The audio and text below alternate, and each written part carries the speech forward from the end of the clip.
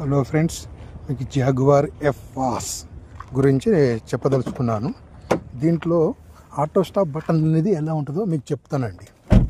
Auto stop button, start button, బండి start అయిందండి.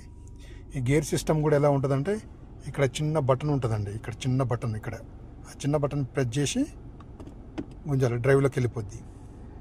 Okay, ఇక్కడ చిన్న బటన్ ఉంటుందండి. చిన్న బటన్ని ప్రెస్ చేసి మనం గుంజితే బండి అనేది డ్రైవ్లోకి వస్తుందండి. ఇది ఆటోమేటిక్ పార్కింగ్ అండి.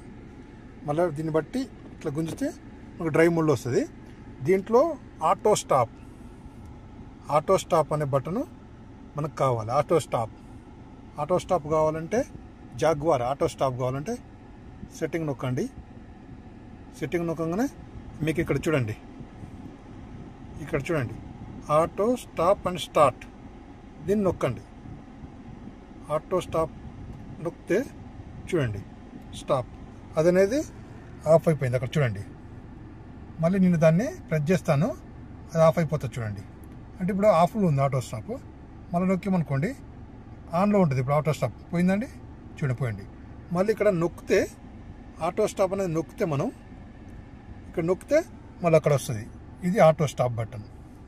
ఓకే, ఇదండి.